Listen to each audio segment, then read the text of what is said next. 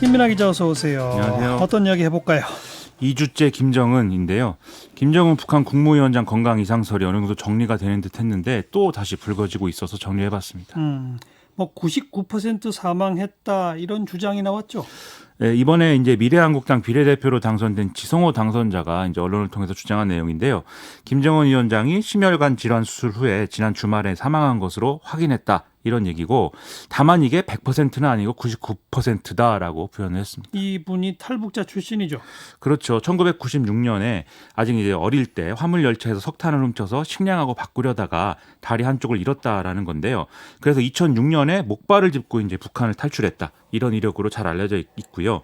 그리고 도널드 트럼프 미국 대통령이 2018년에 국전연설을 할 때 직접 소개를 하기도 했습니다. 이때는 원비어 사건 때문에 북미 관계에 대한 어떤 미국 내의 여론이 좋지 않았기 때문에 좀 이런 이력들을 소개를 하면서 북한 인권에 대한 문제 제기를 그때는 했던 거죠. 네, 99% 사망의 근거는요. 이런 주장이 되게 그렇듯이 근거를 명확하게 얘기를 안 했습니다. 그러면서 김일성 주석과 김정일 국방위원장 때도 이 일주일 정도 지나서 사망 사실을 공식 발표했기 때문에 이르면 이번 주말 늦으면 다음 주 중에 아마 김정은 위원장의 사망이 발표가 될 것이다라고 또 주장을 했습니다. 정말 과거에는 한 일주일 걸렸나요?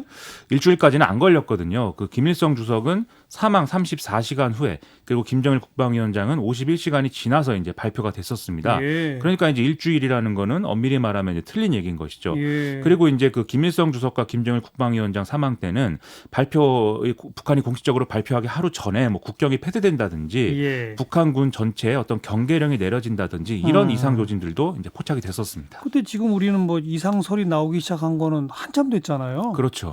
그러면 지성호 당선인이 과거 얘기한 거에 비추어 봐도 앞뒤가 잘 안 맞긴 하네요. 그렇습니다. 이게 이제 우리 정부는 이제 이 발언 이후에도 특이 동향은 없다는 입장을 지금 계속 유지를 하고 있는 상황이고요. 예. 일부 언론에 이제 정부 관계자 발언이 나와 있는데 김정은 위원장의 사망 가능성은 거의 제로고 지성호 당선인의 주장은 근거 없는 상상이다라고 얘기를 하고 있습니다. 그런데 자꾸만 이런 설이 나오니까 뭐 후계 구도 보도도 자꾸 나오고 이것도 또 다 가정을 기반한 그런 거잖아요. 그렇죠. 계속 관련 보도 계속 나오는데 지성호 당선인도 여기에 대해서 얘기를 했거든요.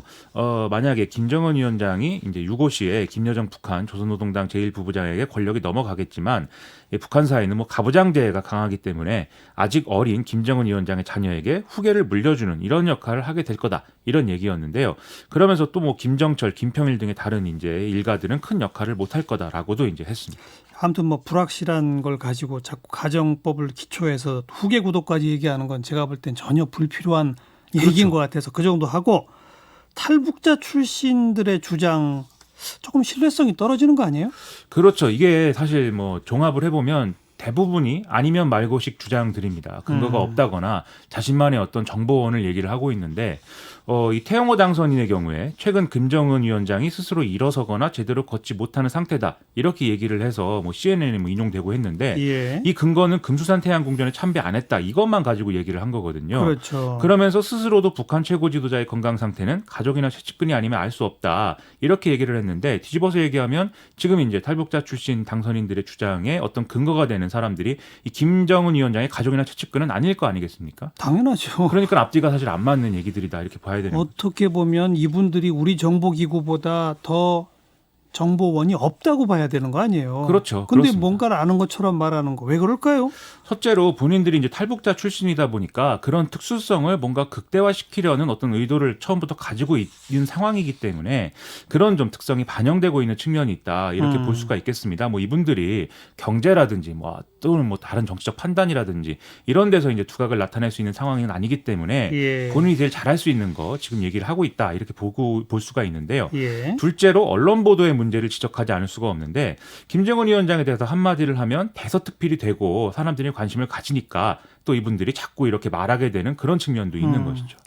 근데 또 언론 입장에서도 다른 사람도 아니고 탈북한 사람들이 게다가 국회의원 당선자 신분까지 돼서 이런 말을 하면 또 보도 안 할 수도 없는 거 아니에요? 그렇죠.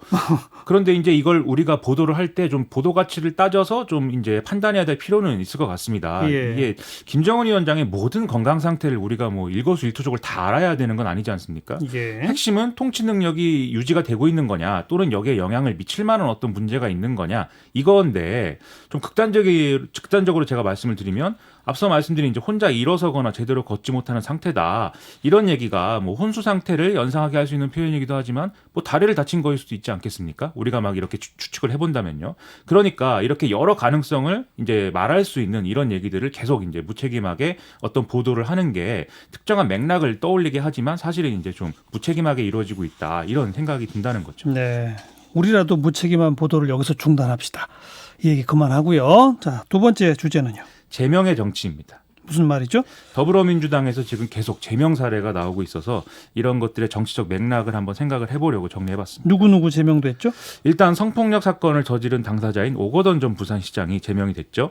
그리고 부동산 관련 의혹에 받고 있는 양정숙 당선인 더불어시민당인데 여기에 대해서도 더불어시민당 윤리위가 제명 결정을 했습니다. 예. 그리고 또 더불어시민당의 용해인 조정훈 당선인 제명 얘기도 지금 나오고 있습니다. 그 두 당선인은 원래 소속 정당으로 돌려보내는 차원의 제명 아닌가요? 그렇습니다. 문제는 지금 과거에 이제 민생당의 사례를 보면 알 수 있듯이 셀프 제명 이렇게 했을 경우에는 좀 문제가 될 수 있는 부분들이 있다는 거죠. 그래서 지금 만약에 제명 결정을 할 때는 제명 사유가 좀 명확해야 된다. 이 점에서 곤란한 좀 대목이 있어 보인다는 건데요. 예. 그래서 일부 언론 보도의 내용을 보면은 이 곤란한 점을 어떻게 비켜갈 것이냐 여기에 대한 좀 해답이 나와 있는 것 같습니다.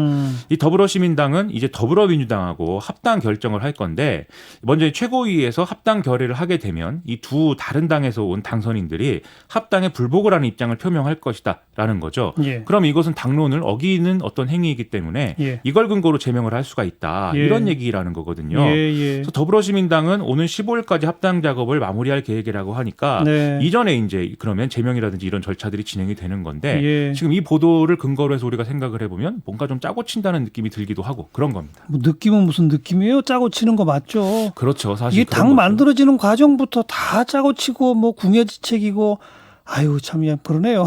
그렇죠. 이게 결국 말씀하신 대로 비례정당이 가져온 또 하나의 정말 그러니까요. 웃지 못할 사태인 건데 예. 그래서 원소속 정당으로 돌려보내지 말라는 말씀이 아니라 돌려보내야 되는 어떤 정치적 책임을 질 필요는 분명히 있지만 이것과 분리해서 앞서서 어떤 상황이었는지에 대한 좀 자기평가가 분명히 필요한 것 같습니다. 그리고 또 앞서 말씀드린 오거돈 전 시장 문제나 양정숙 당선인의 문제에 대해서도 제명을 하는 걸로 사실 끝나는 게 아니라 네. 뭐 법적 책임을 지우게 한다든지 또는 지금 발생한 어떤 피해자들에 대해서 명확하게 어떤 법적 지원을 해준다든지 이런 정치적 책임을 지는 모습도 같이 이제 져야 될 것 같거든요. 그래서 제명이라는 게 단순히 우리는 이런 어떤 문제들과는 관계없다 이렇게 좀 거리를 두는 수단이 아니라 정확하게 정치적 책임을 지는 어떤 수단이 되는 그런 정치를 좀 봤으면 하는 마음에서 그래야죠. 이런 말씀을 드려봤습니다. 네, 김민아 기자 수고하셨어요. 고맙습니다.